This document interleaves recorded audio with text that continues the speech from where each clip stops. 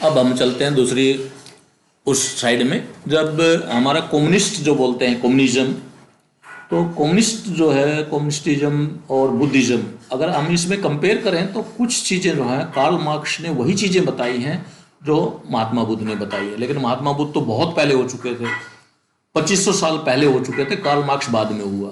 तो Karl Marx जो है वो कम्युनिस्ट थ्योरी दी थी उन्होंने बताया था exploitation is the there in the world and poors are exploited by the rich people. Main Karl Marx की थ्योरी क्या है कि अमीर लोग जो हैं वो गरीबों का शोषण करते हैं और जो सरप्लस होता है वो ओनर या मालिक ले जाते हैं। ये एक प्रकार से कार्ल मार्क्स की थ्योरी है कि जो पैदा होता है सरप्लस जिसको बोलते हैं, वो मालिक लेके अपना फ़ायदा उठाते हैं और मजदूर जो है वो खाली हाथ रह जाता है। और उन्होंने बोला था कि मजदूर जिस दिन रिवोल्ट करेगा और इस तरह से होगा कि वहाँ पे विद्रोह करेगा और एक प्रकार हिंसा को वो समर्थन दे रहे हैं कि वो हिंसा पे आ जाएगा और उस जो सरप्लस इकट्ठा किया हुआ है, एक्युमुलेट किया हुआ है, उसको वापस ले लेगा। तो कार्ल मार्क्स की थ्योरी जो है आपने देखा होगा रसिया में 1917 में जो रिवोल्यूशन हुआ, तो वहाँ पर थोड़ा सा हमें दिखाई देता है कि कार्ल मार्क्स की थ्योरी जो है वो लागू हुई, लेकिन कुछ सिद्धांतों में उनको रिजेक्ट किया गया, सोसाइटी ने उनको रिजेक्ट किया, वो बाद में बात आती है। बुद्धिज्म में भी एक प्रकार से महात्मा बुद्ध ने बोला है कि हमारे पास जो है अगर निर्वाण में जाना है तो हमारे पास मिनिमम जो है वो एसेट्स होने चाहिए, हमें कम से कम प्रॉपर्टी, कम से कम धन इकट्ठा करना चाहिए। वो महात्मा बुद्ध के विचार थे कि निर्वाण में जाने के लिए हमारे पास कम से कम एसेट्स होने चाहिए।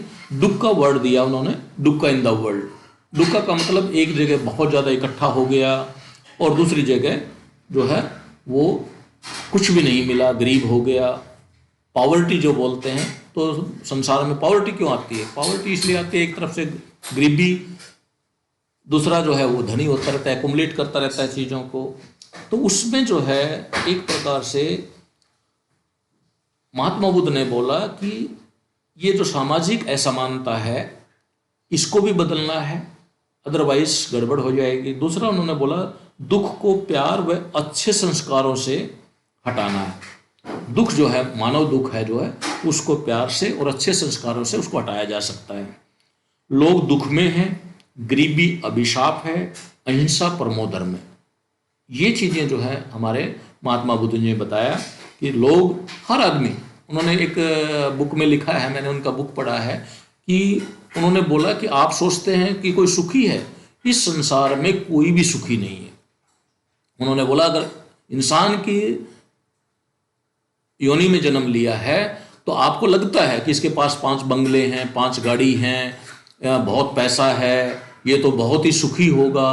तो आप अगर उनके पास जाकर के उनसे बात करें और थोड़ा सा दोस्ती बनाएं तो आप देखेंगे वो आप जितने ही दुखी हैं, आप हो सकता है कि धन के अभाव में दुखी हों, वो हो सकता है कि धन ज़्यादा होने के बाद भी समस्याएं जो हैं और तरह की समस्याएं होती हैं, लेकिन कोई भी मानव जो है वो सुखी नहीं है। ये बात जो है महात्मा बुद्ध ने बोला कि इस संसार के अंदर सब आदमी दुखी हैं।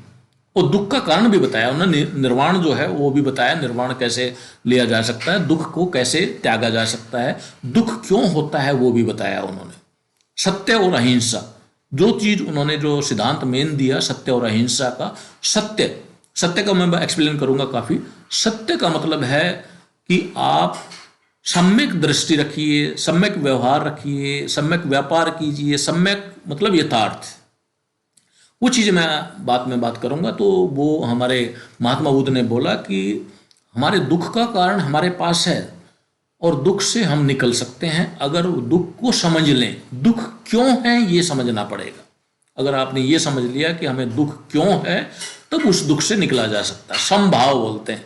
समभाव का मैं मतलब बताता हूँ। समभाव का मतलब है कि दुख में बहुत दुखी नहीं और सुख में बहुत सुखी नहीं। आपको खुद आप ही जानते हैं, अपने आप को कोई दूसरा नहीं जानेगा। आप खुद जानते हैं कि क्या आप समभाव में रहते हैं। जब बहुत ज़्यादा दुख होता है, क्या आप अंदर से समभाव में हैं या नहीं हैं, आप जानते हैं। अगर आप समभाव तक पहुंचे हैं, वो निर्वाण का रास्ता निकलता है। महात्मा बुद्ध ने बोला है कि आप अपने दुख का कारण, काज और इफेक्ट, दुख का कारण क्या है और दुख का इफेक्ट क्या है वो खुद जानते हो, तो आपको कॉज को हटाना पड़ेगा। उनका कहना था कि दुख का कॉज क्या है, अगर दुख का कॉज आपने हटा लिया तो आप उसका इफेक्ट भी हटा सकते हैं। तो वो हम डिटेल में पढ़ेंगे। तो मैंने बुद्ध और कार्ल मार्क्स का जो कंपैरिजन था वो आपको बताया मैंने। तो कार्ल मार्क्स ने भी और महात्मा बुद्ध ने बोला कि दुनिया में दो क्लास है। दो क्लास कौन कौन सी हैं? एक अमीरी, एक गरीबी। और अमीरी गरीबी का हर देश के अंदर जो एक गैप है, बहुत ज़्यादा गैप हो गया है, और उससे जो है विद्रोह होने की संभावना है, और जो सरप्लस ऑनर ले जाते हैं वही दुख का कारण बनता है। तो ये कार्ल मार्क्स ने थ्योरी दी थी। उसके बाद जो पॉइंट हमारे हैं वो 25 पॉइंट दिए थे, लेकिन हम कुछ पॉइंट जो हैं वो बुद्धिज्म से हम डिस्कस करेंगे, बुद्धिज्म उसमें। तो इसमें जो है मार्क्सिस्ट जो थे उन्होंने बताया कि religion is necessary for free society. धर्म तो जरूरी है, रिलीजन तो जरूरी है, religion is necessary for the free society. सभी धर्म को मानने लायक नहीं है। दूसरा बताया उन्होंने, सभी लोग धर्म को मानने लायक नहीं है। धर्म जीवन का सत्य पर आधारित होना चाहिए। कैसे जीना है दुख सुख में, ये बात बताई कि दुख सुख में कैसे जीना है, जीवन की सत्य के ऊपर आधारित अगर रहेगा तो आपको जीना आएगा। परमात्मा को धर्म का सेंटर नहीं होना चाहिए, ये बोला है मार्क्सिस्ट ने कि परमात्मा को या आत्मा को हमारे धर्म का सेंटर नहीं होना चाहिए। लेकिन हमारा जो हिंदू धर्म है या वैदिक मैंने काल बोला, वो आत्मा और परमात्मा के सेंटर में रख के बात करता है। इसलिए कहीं ना कहीं मार्क्सिस्ट और जो हमारे महात्मा बुद्ध थे इस थ्योरी को अलग तरह से प्रस्तुत किया उन्होंने कि परमात्मा और आत्मा जो है वो हमारे समाज के सेंटर में नहीं होने चाहिए, धर्म के सेंटर में नहीं होने चाहिए। मानवता हमारा धर्म होना चाहिए। उन्होंने बोला कि मानवता जो है हमारा धर्म होना चाहिए। हमारे में दया हो, करुणा हो, किसी को देख के हमारे करुणा आए, हमारे दया आए, हमें एक अच्छा इंसान बनना है। हम पैदा हो गए, परमात्मा कहाँ है, परमात्मा ने हमें पैदा क्यों किया, ये सृष्टि क्यों बनी, ये सौर परिवार क्यों बने, गैलेक्सी वेज क्यों बने। तो अगर इन चीज़ों में जाएंगे तो उन्होंने बताया कि ये केवल वेस्टेज ऑफ टाइम है, समय को खराब करने वाली बातें हैं। उन्होंने बताया कि आप अच्छे इंसान बनिए और आपके अंदर करुणा, प्रेम, मानवता, ये चीज़ें होंगी तो आप निर्वाण को प्राप्त होंगे। तो ये चीज़ें जो उन्होंने बताया कि परमात्मा को धर्म का सेंटर नहीं बनाना चाहिए। पशु बलि ठीक नहीं है। उस समय मैंने बताया कि जब बौद्ध धर्म आया तो उस समय पशु बलि जो है बहुत ज़्यादा शुरू हो चुकी थी। तो पशु बलि जो है वो नहीं होनी चाहिए। धर्म दिल में होना चाहिए, शास्त्रों में नहीं होना चाहिए। शास्त्रों में नहीं बसना चाहिए धर्म को, धर्म तो मानव के दिल में होना चाहिए। ये बात बोली है। मैन एंड मोरालिटी सेंटर होने चाहिए।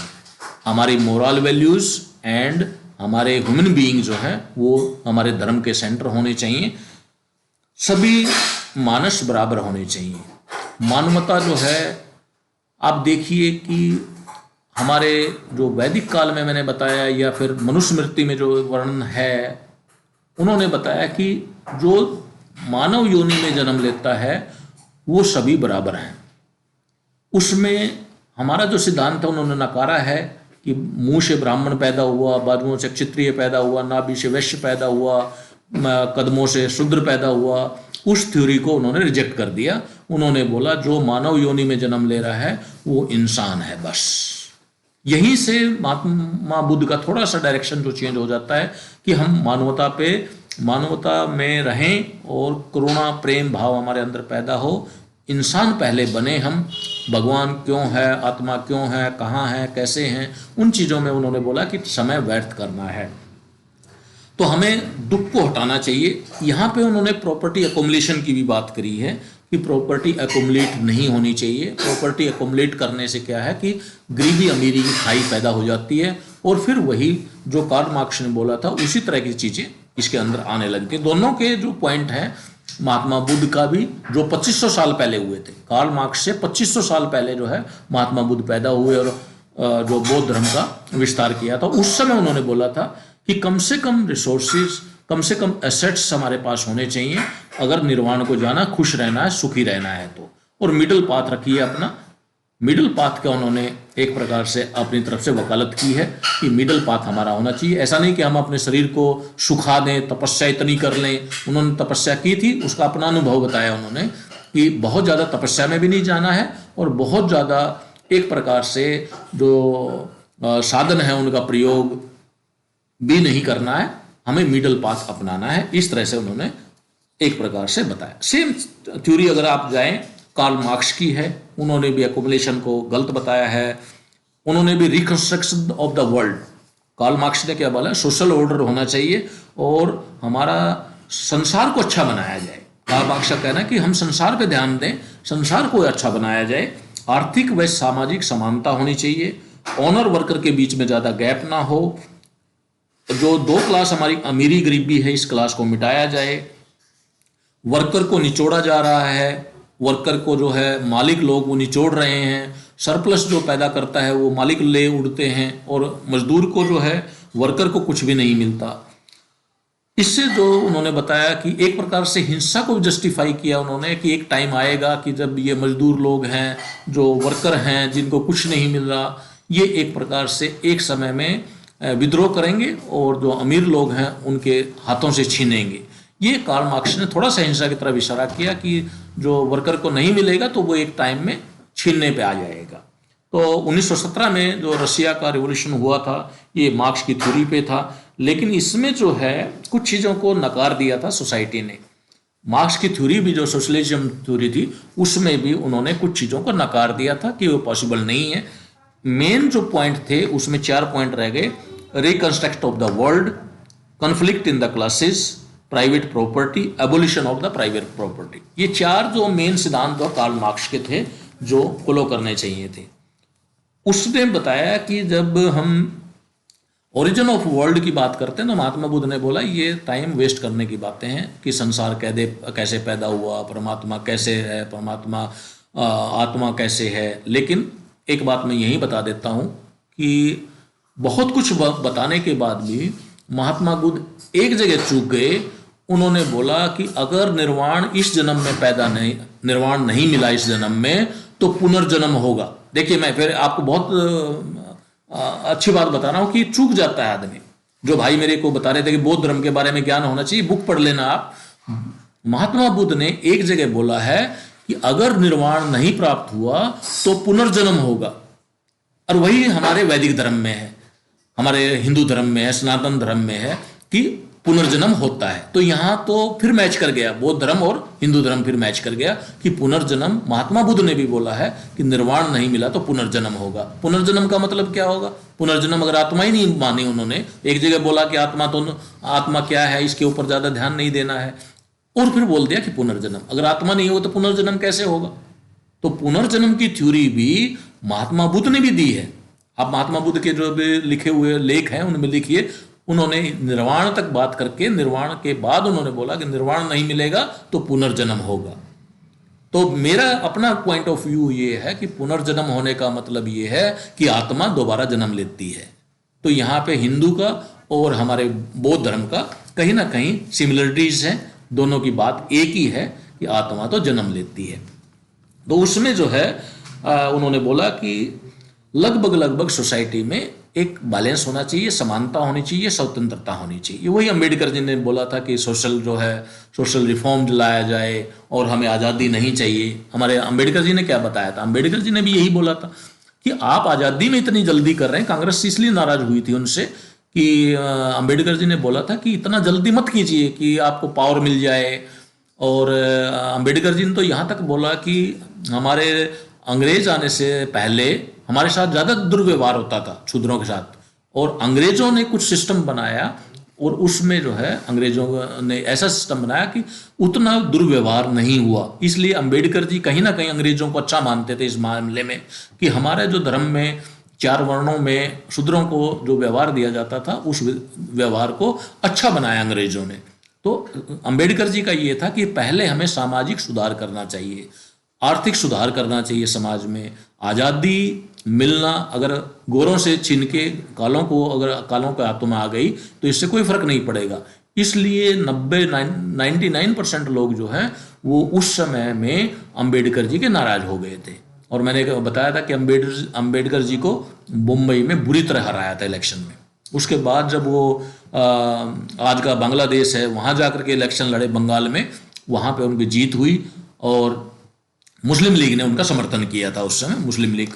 लेकिन जो पाकिस्तान के बारे में पुस्तक लिखी, पार्टीशन के बारे में अंबेडकर जी ने, वहाँ पे कुछ बहुत ही कुछ मुसलमानों के अगेंस्ट बोल गए। वो आप पढ़ सकते हैं, पेज नंबर दिए हुए हैं उसमें, अलग अलग पेजों में। तो अंबेडकर जी ने वहाँ पे मुसलमानों के बारे में काफ़ी ऐसी बातें बोली हैं जो सोशल उसमें शायद हैं, प्लेटफॉर्म पे हैं, आप देख सकते हैं कि उस बुक में जो है पाकिस्तान के बारे में जो अंबेडकर जी ने बुक लिखी उसमें क्या क्या बताया है, क्या क्या बोला गया है। वो मुसलमानों के जो पार्टीशन के बारे में बोलते हैं कि जब पार्टीशन धर्म के आधार पे हो गया तो मुसलमानों को यहाँ रहने का अधिकार नहीं है, मुसलमानों को चले जाना चाहिए, मुसलमानों को यहाँ से अगर यहाँ रहेंगे तो फिर समस्या पैदा होगी। ये अंबेडकर जी बोल के गए हैं, अपनी बुक में लिखा हुआ है, आप देख सकते हैं उसमें। तो उसमें जो है मैंने बताया कि जब हम बौद्ध धर्म की बात करते हैं तो महात्मा बुद्ध ने एक प्रकार से नैतिकता की तरफ ज़्यादा जोर दिया है। ईश्वर की जगह जो है नैतिकता को उन्होंने मेन माना है कि नैतिक होना चाहिए। आदमी धार्मिक हो ना हो लेकिन नैतिक होना चाहिए। उसे धार्मिक होना से अगर नैतिक नहीं है तो उससे कोई अच्छी बात नहीं है। तो उन्होंने बताया कि जो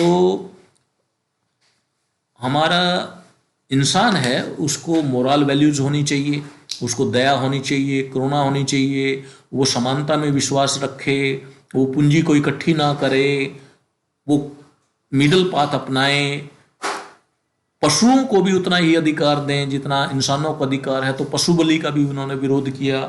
तो उसमें जो है मैंने जैसे उनके जीवनी के बारे में बताया कि इनका सिद्धार्थ गौतम नाम था, उसके बाद इन्होंने संन्यास लिया और तपस्या की, तपस्या को भी इन्होंने नकारा एक प्रकार से।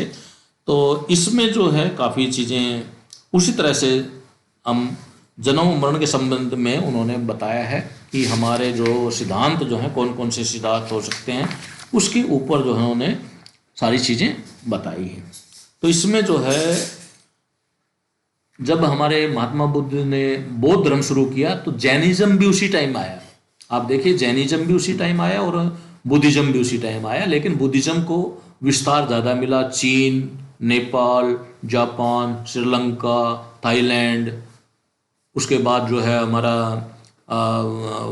इंडिया का अफगानिस्तान तक, ये सारा बौद्ध धर्म में था। बौद्ध धर्म इतना ज़्यादा विकास में हुआ कि श्रीलंका तक भी, जो श्रीलंका साइड से भी वहाँ भी खूब जो है देश हुए और इधर नॉर्थ साइड में भी फैलाव हुआ हमारे बौद्ध धर्म का।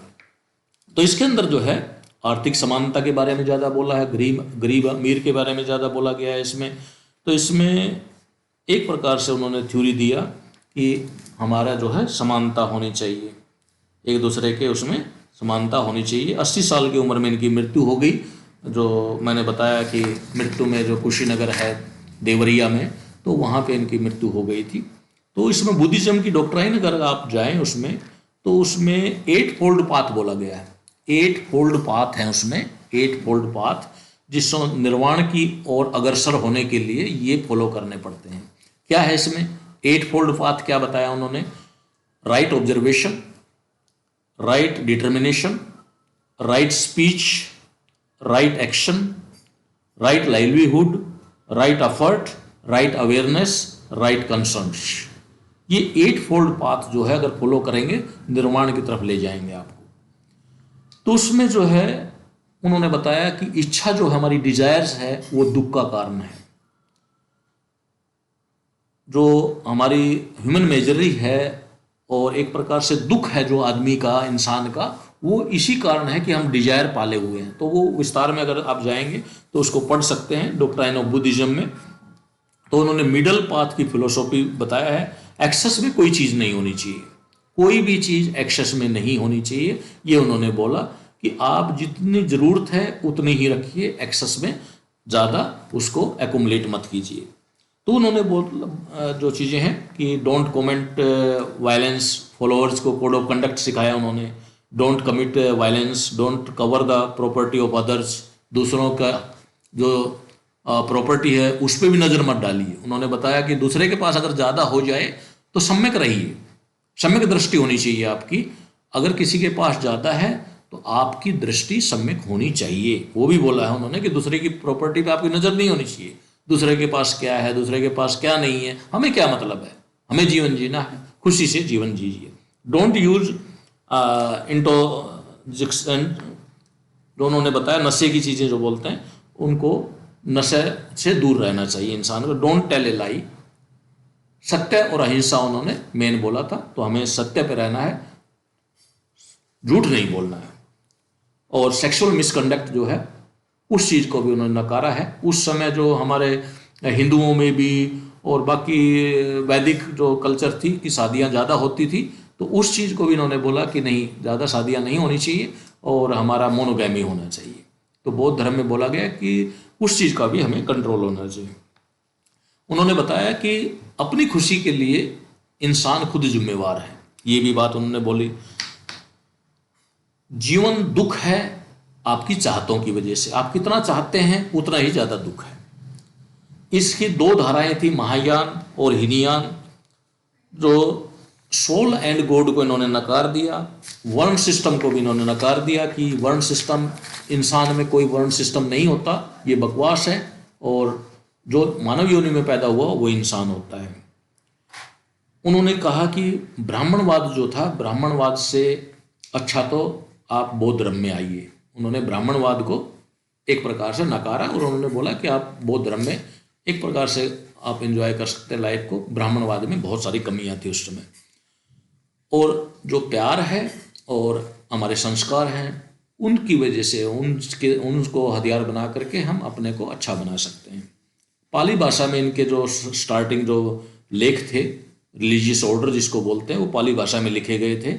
और उसमें औरत और पुरुष को बराबर माना गया है, इनको दोनों में संयम है। उसमें संयम, पॉवर्टी, फेथ, ये चीज़ें उन्होंने मेन मानी है कि ये होना चाहिए। और उनकी मृत्यु के बाद 200 वर्ष के बाद अशोका महान जो था वो बुद्ध धर्म में आ गए थे, उन्होंने भी विस्तार किया काफ़ी। और जो बौद्ध धर्म था, east Asia, middle Asia, Sri Lanka, south Asian countries, south eastern countries, और हमारे देश में स्टार्टिंग हुई थी मगध, कौशाम्बी, यहाँ से स्टार्ट हुआ था। तो इसमें मैंने बताया कि बहुत सारा एकदम फैलाव हुआ। जैसे बाद में बताते हैं कि मुस्लिम कंट्रीज जो है मोहम्मद प्रोफेट के बाद में 54 कंट्रीज में एकदम फैला था। उसी तरह से बौद्ध जो है एक ज़रूरत थी समाज की, और बहुत ज़्यादा फैलाव हुआ था उस समय। और 4 काउंसिल हुई इसकी, एक बुद्धिस्ट काउंसिल बोलते हैं, एक किंग काला साका बोलते हैं, किंग अशोका बोलते हैं, किंग कनिष्का बोलते हैं, ये 4 इनकी काउंसिल मानी जाती है। महायान, हीनयान 2 धाराएं मैंने बताई। महायान का मतलब ग्रेट व्हीकल, हीनयान का मतलब लेशर व्हीकल। तो इसमें जो महायान है ये चीन में है, तिब्बत में है, नेपाल में, इसको महायान बोलते हैं। और जो लेसर व्हीकल बोलते हैं जिसको, उसमें जो है ये हमारे श्रीलंका में, थाईलैंड में, जापान में वो फॉलो करते हैं हीनयान। तो महायान हमारे चीन, तिब्बत, नेपाल, और जो हीनयान है वो श्रीलंका, थाईलैंड, जापान। तो एक वजैराना भी इनकी एक धारा है, वो अलग है। तो उसके बाद जो है इनका सुता पिताका बोलते हैं, सुता पिताका, उसकी जो निकाय होती हैं, तो सुता पिताका की उनने 5 निकाय जो हैं अलग अलग बताई हैं। दिगा निकाय, अंगुतारा, खुदारा, सामपुता, मचानी। और दिव्या वंदना है, दिव्या वंशा है, ये अलग है उनसे। एक जो है उनका जो दिव्या वंदना है, दिव्या वंशा, ये भी काफ़ी इम्पोर्टेंट है उनकी। और उसके बाद जो है ये धर्म इतना फैला, मैंने बताया था कि 6वीं 7वीं सदी में आकर के फिर दोबारा जो बौद्ध धर्म था वो एक तरफ से पतन की तरफ चल पड़ा। क्या हुआ, क्यों हुआ?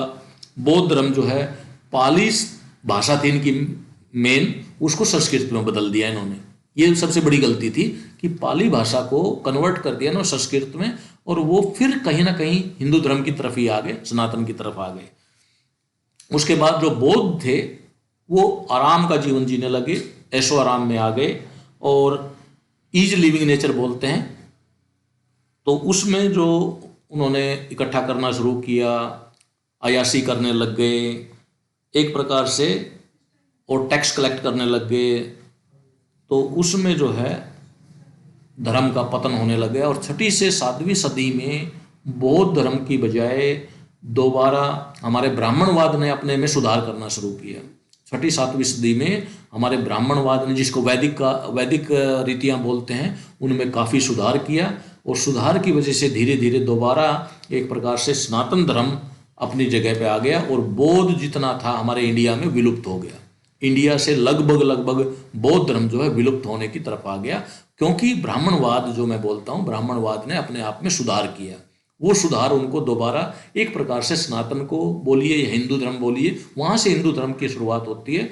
और हिंदू धर्म जो है, क्योंकि कुछ सुधार हुए तो लोगों को लगा कि हाँ अब सुधार हुए हैं। और मैं आज भी बोलता हूँ कि अगर हम सुधार करें अपने चारों वर्णों को, ब्राह्मण, वैश्य, क्षत्रिय और शूद्र, चारों बराबर होने चाहिए समाज में, सबको समान अधिकार होने चाहिए, सबकी इज्जत होनी चाहिए, एक दूसरे का सम्मान करना चाहिए। और कोई भी शूद्र भाई अगर पढ़ा लिखा है उसका पूरा सम्मान होना चाहिए समाज में, क्यों नहीं होना चाहिए।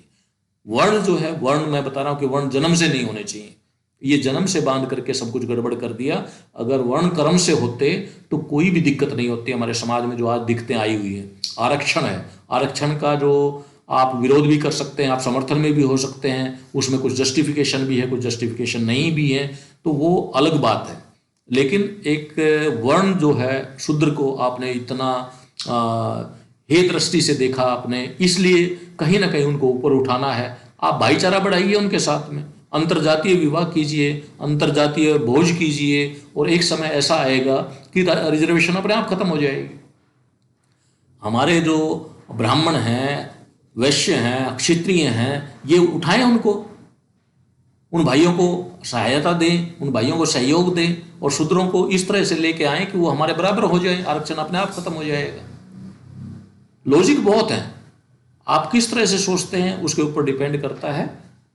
ये जानकारी मैंने बौद्ध धर्म की इसलिए दी कि बौद्ध धर्म कहीं ना कहीं एक प्रकार से जरूरत थी बीच में, और उसके बाद अगर हम हिंदू धर्म में या सनातन धर्म में सुधार करें, और मैंने कल भी बताया था पहले वाली वीडियो में कि धर्म जो है वो परिवर्तन की धारणा पे आधारित होना चाहिए। हमारा कोई भी धर्म है वो परिवर्तन की धारणा पे अगर आधारित नहीं है तो वो एक समय में विकृति आ जाती है और धर्म खत्म हो जाता है। कोई भी धर्म है वो रिजिड नहीं होना चाहिए। मुस्लिम है, हिंदू है, सिख है, ईसाई है, ये ओपन होना चाहिए। इंसान की पसंद है किस धर्म में जाना है, कैसे जीना है, ये ओपन होने चाहिए। अगर ओपन होंगे तो उसमें समस्या नहीं होगी। रिजिड मत बनाइए इसको, हिंदू को रिजिड, सनातन धर्म को रिजिड, मुस्लिम को रिजिड बनाने से विकृति आती है धर्म में, और एक प्रकार से हमारा विनाश शुरू हो जाता है उस धर्म का, अगर हम उसको रिजिड बनाएंगे।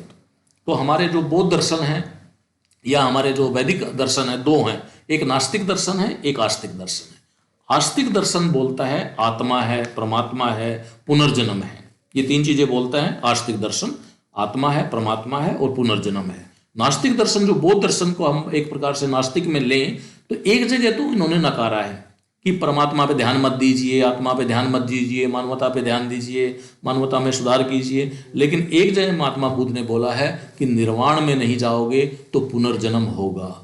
ये चीज़ जो है एक जगह आई है उनकी, और कहीं ना कहीं उसका जस्टिफिकेशन मैं ढूंढ रहा था तो उसका जस्टिफिकेशन नहीं मिला मुझे कि महात्मा बुद्ध ने भी ये बात बोली है कि निर्वाण में नहीं जाओगे तो पुनर्जन्म होगा। पुनर्जन्म तभी होगा जब आत्मा होगी। तो एक प्रकार से शायद बौद्ध ने अपनी तरफ से, महात्मा बुद्ध ने ये बोला है कि इसमें उलझना नहीं है, परमात्मा आत्मा इसके अंदर उलझना नहीं है, क्योंकि ज़्यादा टाइम हम इसमें वेस्ट कर देते हैं और मानवता पे ध्यान नहीं देते। शायद उन्होंने इशारा किया है कि परमात्मा को वहीं रहने दीजिए, आत्मा को वहीं रहने दीजिए, और अपना काम मानवता के लिए कीजिए, समाज के लिए कीजिए, समानता लाइए, सामाजिक समानता लाइए, आर्थिक समानता लाइए, और सभी लोग बराबर हों, एक दूसरे का आदर करें, सभी धर्म एक दूसरे का आदर करें, एक दूसरे का जातियाँ सम्मान करें। इससे अच्छा नहीं हो सकता। इसलिए उन्होंने भगवान से और आत्मा से, कभी जो धार्मिक आदमी होता है बहुत ज़्यादा कट्टर हो जाता है, शायद इसके लिए उन्होंने बोला है। तो मेरा जो है थोड़ा बहुत जो ज्ञान है, मैंने जो सर्च किया है वो मैंने बताया आपको। अष्टांग योग उन्होंने रास्ता दिया है जो निर्वाण की तरफ जाता है। सम्यक दृष्टि, सम्यक आचरण, सम्यक व्यवसाय, सम्यक सोच, सम्यक जो आपका समाधि, सम्यक शुचि, स्नेह, ये सारी चीज़ें जो सम्यक होनी चाहिए, यथार्थ होनी चाहिए, सत्य का रास्ता है ये। अगर आप अष्टांग योग की तरफ भी जाना चाहें तो उससे निर्वाण मिलेगा। नैतिक दर्शन जो है, जो कर्म प्रधान इनका दर्शन है, जो मानवता का उत्थान करना है, और कर्म प्रधान है, मतलब जैसा कर्म करोगे वैसा फल पाओगे, वो गीता ने भी लिखा है। मैं थोड़ा सा आपको ले जाना चाहता हूँ, गीता में भी वही बात लिखी है, जैसा कर्म करोगे वैसा फल पाओगे। और यहाँ कर्म प्रधान बौद्ध में भी ये महात्मा बुद्ध ने बोला है कि आपका कर्म बीज है, जैसा कर्म करोगे वैसा ही फल पाओगे। तो गीता और महात्मा बुद्ध की एक प्रकार से फिलोसॉफी जो है, अगेन एक ही जगह का खड़ी, दो चीजें मैंने बताई, एक आत्मा वाली चीज, पुनर्जन्म वाली मैच करती है, दूसरी कर्म प्रधान उनका धर्म था, दर्शन था, और कर्म जैसा करोगे वैसा फल पाओगे, ये महात्मा बुद्ध ने बोला है और गीता में भी बोला गया है, सनातन में भी बोला गया। तो मैंने बताया कि कुछ जो चीजें थी वो डिफरेंसेस थे, एक जरूरत थी उस समय धर्म की, बौद्ध धर्म की, लेकिन कहीं ना कहीं दर्शन जो है दोनों का एक तरह से मिलता है। सर्वम दुखम, उन्होंने बोला सब दुखी है, ये उनका बेसिक स्टेटमेंट था कि सब दुखी है। वो दुख का जो है हमें मेन कॉज क्या है और उसका अफेक्ट क्या है, अगर हमें कॉज की जानकारी होती, कॉज हटा देते हैं तो उसका अफेक्ट नहीं आएगा, ये बात भी उन्होंने बोली है। तो दुख का कारण जो है वो हमें पता करना है और दुख का कारण हटाना है, ताकि दुख जो है वो हमारे ऊपर अफेक्ट ना कर पाए। तो इस तरह से जो हमने उसके बारे में पढ़ा और समझा, तो उन्होंने कुछ बातें बिल्कुल सिंपल भाषा में बोली कि आपके एक तो अविद्या नहीं होनी चाहिए, जिसको नासमझी बोलते हैं, अविद्या बोलते हैं, और दूसरी ईर्ष्या नहीं होनी चाहिए। अगर आप ईर्ष्या में चलेंगे, ईर्ष्या में रहेंगे, तो नुकसान अगले का नहीं है। समभाव इसीलिए बताया गया कि समभाव जो है वो आपको कोई मतलब नहीं होता दुनिया से, कौन किसके क्या पास है। समभाव में जिएंगे तो आप खुश रहेंगे, अगर ईर्ष्या में जिएंगे तो आपका अपना शरीर का नुकसान होगा। इसलिए उन्होंने बोला कि कॉज और इफेक्ट का जानकारी आपको होनी चाहिए, करुणा आपके अंदर होनी चाहिए, सुख दुख में दूसरे के काम आना चाहिए, उसके सुख में सुखी रहिए, दुख में दुखी रहिए। आपको ऐसा करुणा पैदा करनी है कि किसी को दुखी देखें तो आप भी दुखी हों, किसी को सुखी देखें तो आप भी सुखी हों। अगर आप किसी के सुख में दुखी हो रहे हैं और किसी के दुख में सुखी हो रहे हैं, तो इसका मतलब कहीं ना कहीं सिस्टम आप गलत अपना रहे हैं और उसमें दुख पैदा होगा। तो ये भी उन्होंने बताया है। उसके बाद जो दीनदयाल उपाध्याय हैं, उन्होंने एक लेख लिखा था कि एक आदमी कुएं में गिर जाता है, और कुएं में गिरने के बाद दीनदयाल उपाध्याय जी वहाँ से जा रहे होते हैं, तो वो उसकी तरफ हाथ बढ़ा के कहता है कि तू हाथ ऊपर कर, मैं हाथ नीचे करता हूँ, तभी आप निकल पाएंगे। मतलब हमें समाज में भी ये थ्योरी अपनानी चाहिए कि कोई गरीब भाई है, उसकी हेल्प कीजिए, उसको ऊपर उठाइए, और ऊपर वालों को हाथ नीचे करना है और नीचे वालों को हाथ ऊपर करना है, ताकि समानता आए। ये भी उन्होंने बोला है। और उपेक्षा कीजिए दुष्ट की, दुष्ट आदमी की हमें उपेक्षा करनी है। समाज में अगर कोई दुष्ट लगता है, दुष्ट दिखता है, दुष्ट कर्म है, दुष्ट उसकी सोच है, तो उसको इग्नोर कीजिए। ये भी हमारी एक थ्योरी दी है महात्मा बुद्ध ने, उपेक्षा, हमें उपेक्षा करनी है दुष्ट आदमी की। अगर समाज में, सोसाइटी में वो सोसाइटी के हिसाब से, समाज के हिसाब से समानता में नहीं जी रहा है, दुष्ट है, तो दुष्ट को इग्नोर कीजिए, उसका जो है कहीं ना कहीं दूर रखिए, उपेक्षा कीजिए उसकी। उसमें जो है अगर आप निर्वाण में जाएंगे तो निराश नहीं होंगे। निर्वाण उसी का नाम है जब आप सत्य और अहिंसा में जिएंगे, समभाव में जिएंगे, उसी का नाम इसको निर्वाण बोला गया है। मैंने कल भी बोला था कि ब्राह्मण भी अधम हो सकता है, ब्राह्मण भी नीच हो सकता है, और शूद्र भी एक प्रकार से महान हो सकता है, महान आत्मा हो सकता है। तो एक प्रकार से आप इस सोच में चलिए कि जब वो मानव के योनि में जन्म ले रहा है, तो शूद्र को भी हम, अगर वो महान कर्म कर रहा है और पढ़ा लिखा है, दूसरों को पढ़ा सकता है, तो वो ब्राह्मण हो गया, उसको ब्राह्मण का सम्मान मिलना चाहिए। अगर इस सोच के साथ हम समाज में जाएंगे तो शायद हमारा हिंदू राष्ट्र बनने का सपना पूरा होगा। मैं फिर समर्थन में हूँ हिंदू राष्ट्र के, पूर्ण तौर से समर्थन में हूँ कि हिंदू राष्ट्र बनना चाहिए, लेकिन हिंदू धर्म में सुधार बहुत ज्यादा जरूरत है। मेरे चारों वर्ण जिस दिन आपस में शादी करने लग जाएंगे, आपस में भोज करने लग जाएंगे, एक जगह बैठने लग जाएंगे, सबका दर्जा बराबर होगा, मैं समझूंगा कि आज हमारा जो भारत है वो हिंदू राष्ट्र बनने लायक बन गया है। धन्यवाद भाइयों, अगली वीडियो में फिर मिलते हैं। Thank you.